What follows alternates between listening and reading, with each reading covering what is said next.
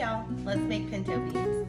We're gonna start with our pre-soaked beans, 12 ounces, and these have been soaking for about 2 hours.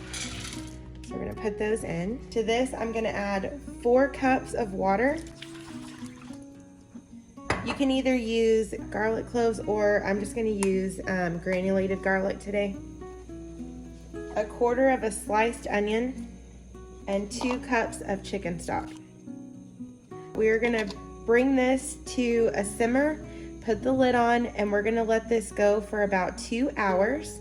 When we come back, I'm gonna check and see how the beans are, as far as if they're tender or not, and then we will check our salt when we do that. Okay, now our beans have come to a simmer. We're gonna go ahead and cover them with a lid and reduce them to low. Okay, our beans have been on for about 5 hours.